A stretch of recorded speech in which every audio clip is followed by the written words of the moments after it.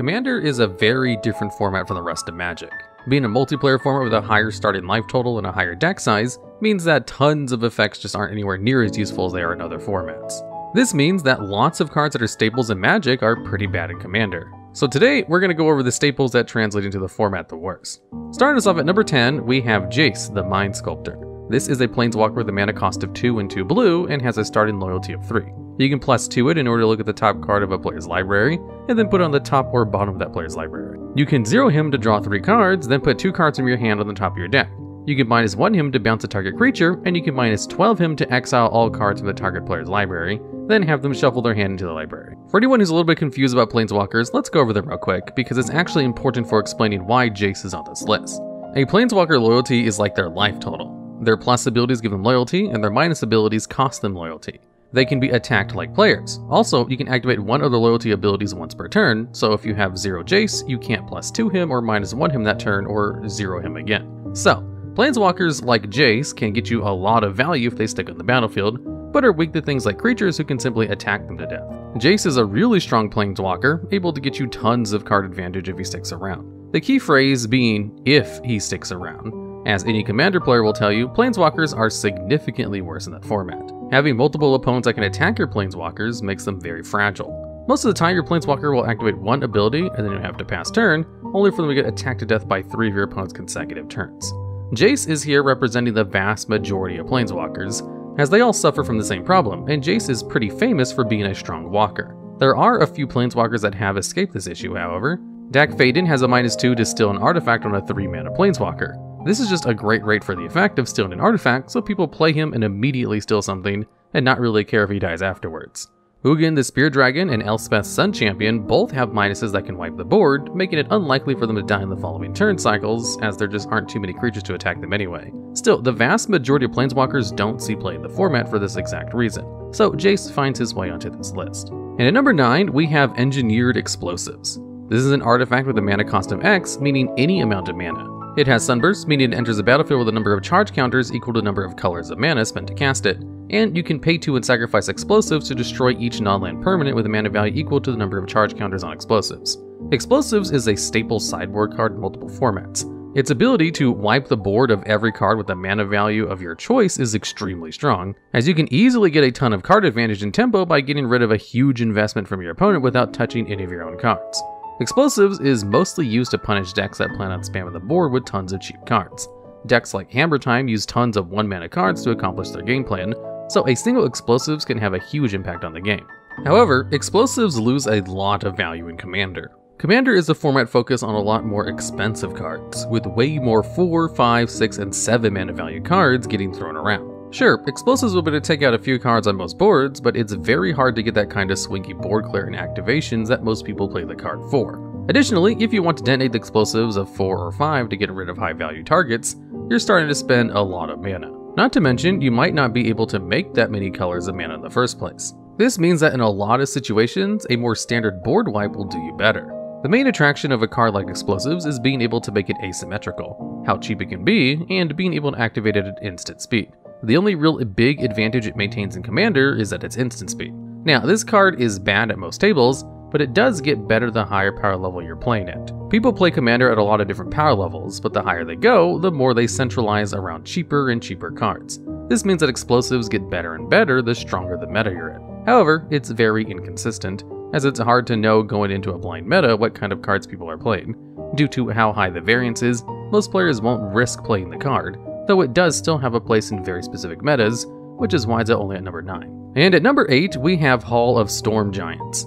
This is a land that you can tap for 1 blue mana.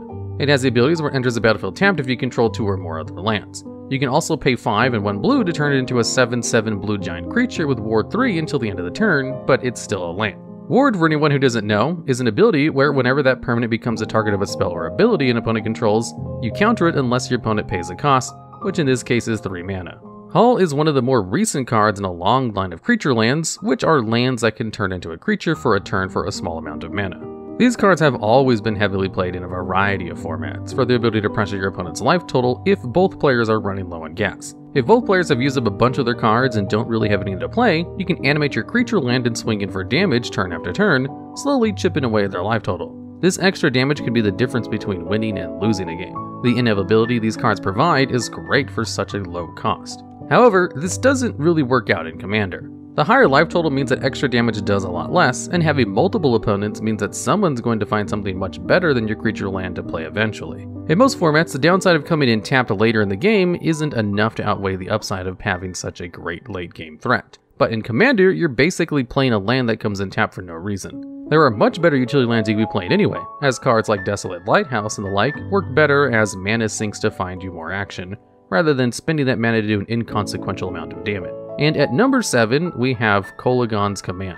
This is an instant with a mana cost of 1 black and 1 red, with the effect where you get to choose 2 of the following. You return target creature from the graveyard to your hand, or target player discards a card, or you destroy target artifact, or Kolaghan's Command deals 2 damage to any target. Kolaghan's Command is a 2-for-1 machine in most formats. Its ability to pick apart board states in formats like Modern is something that has to be seen to believe. The 2 damage can take out way more creatures than you'd think, and the other 3 abilities together ensure that Command will always be able to trade with something.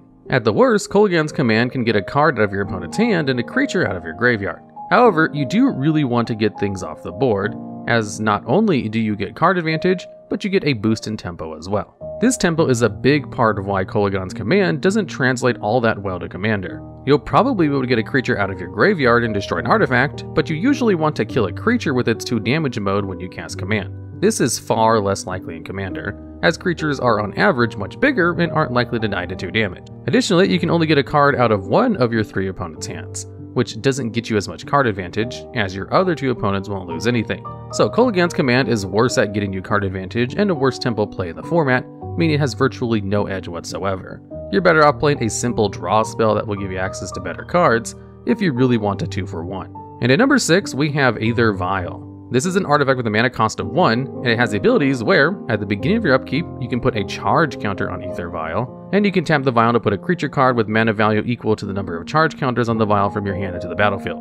Aether Vial is a staple in creature-based decks in both Modern and Legacy. Usually, rather than try to use the vial to cheat giant creatures out, players will just park it on 2 counters and use it to cheat out creatures every turn. This is basically a free 2 mana every single turn, which is a huge boost to your tempo. Additionally, because you aren't casting any of the cards you play this way, they also can't be counterspelled. This is a big boost for creature-based decks, but no one plays the card in Commander. The main reason for this is that Commander is a singleton format with 99 card decks.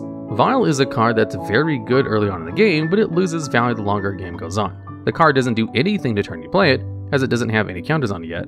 Then on the next turn it will only do something if you have a 1 mana creature in hand, and then the turn after that it might do something if you have a 2 mana creature in hand. The fact is, not only will you basically never have Aether Vial in hand on turn 1, but decks, even creature-based decks, don't run enough creatures with low enough mana values to consistently put something onto the battlefield. You can use any of the various tutors to find Vial early, but that just isn't really worth it. There are lots of better cards to find, like Soul Ring, which gives you just as much of a mana advantage as Vial does, and faster to boot.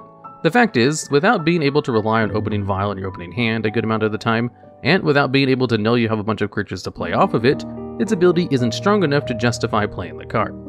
And at number 5, we have Eidolon of the Great Revel. This is a 2/2 enchantment creature spirit with a mana cost of 2 red. It has the ability where, whenever any player casts a spell with a mana value 3 or less, Eidolon deals 2 damage to that player. Eidolon is a staple in aggro decks in multiple formats. The card sees heavy play in Pioneer, Modern, and Legacy. The reason for this is really simple. In those formats, most spells cost 3 or less mana.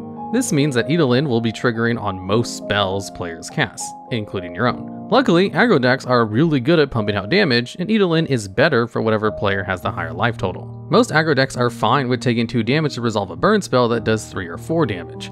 In a lot of situations, Eidolon feels less like an aggro card and more like a stack piece, making it so that your opponent has to really take the phrase, "your life total is a resource" to heart. They really have to think about how worth it taking the damage is on each of their spells. This card translates poorly to Commander for 2 reasons. First, the higher average mana value of spells, and second, the much higher life total. Not only are you only triggering the effect off of around a half of the cards being played, you're also doing an insignificant amount of damage. Not to mention there are just cards with very similar effects that are way better suited to the format. Rurik Thar the Unbound is a 6/6 for 6 mana that has the ability where whenever any player casts a non-creature spell, it deals 6 damage to that player.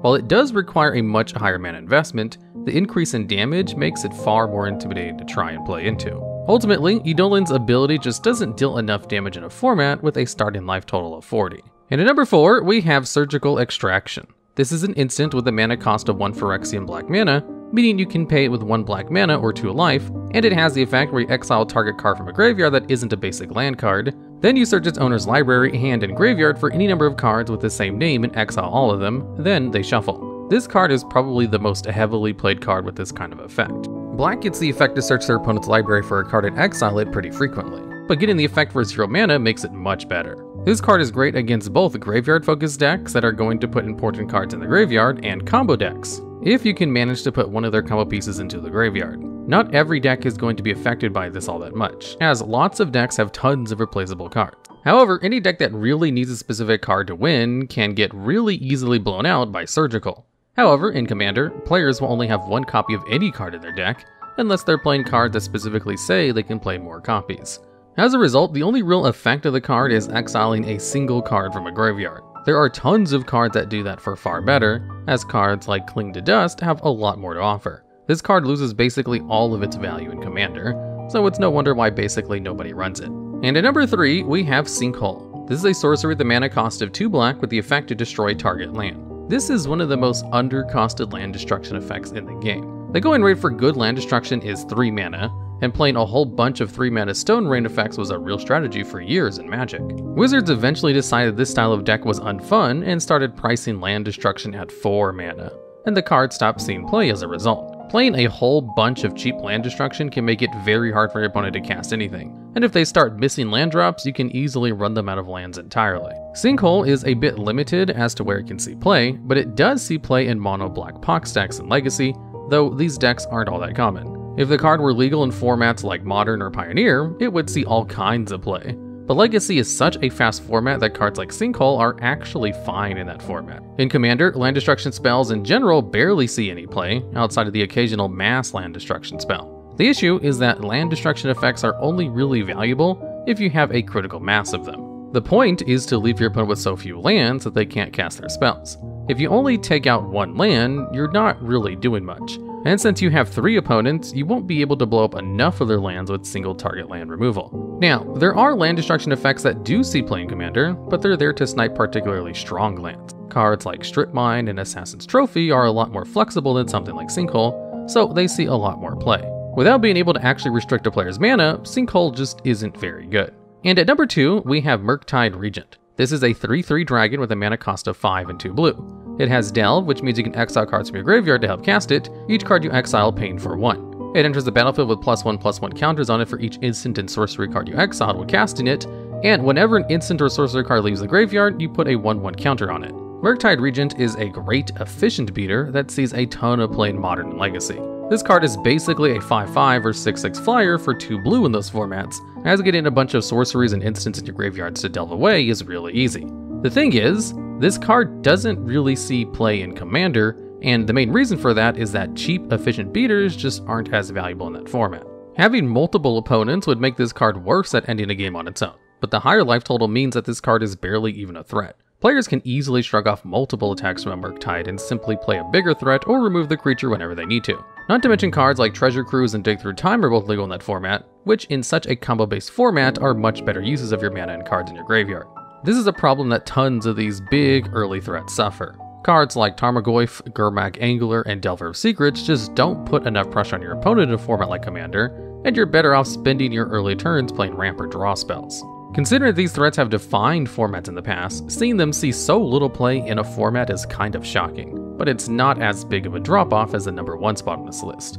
And at number 1, we have Thoughtseize. This is a sorcery with a mana cost of 1 black, and the effect where target opponent reveals their hand. You choose a non-land card from it, and they discard that card.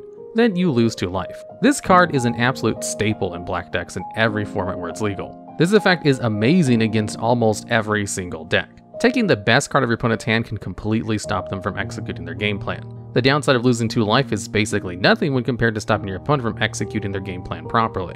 On top of that, the information these discard spells give you is also very valuable, as letting you know exactly what your opponent has allows you to play around their cards perfectly. Just about every black deck plays some number of Thoughtseize or other similar discard spells. Despite all of this power, the card sees very little play in Commander.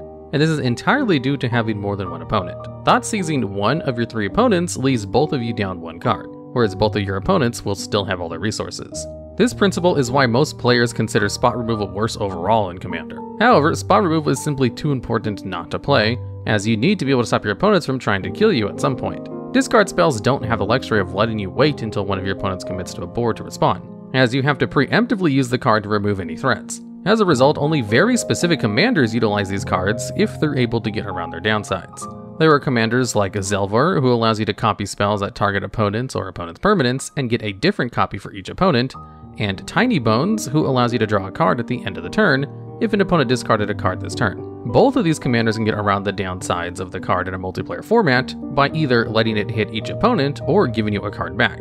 However, just about every card has some commanders that make them playable. The huge shift from being a staple that just about every deck in its colors plays, to being a niche option that only some commanders want to, is easily the biggest downgrade on this list, which is why it easily takes the #1 spot. Alright, and that's the list. Are there any other cards you think we may have missed, or have any ideas for future videos just like this one? If so, leave them down in the comments below.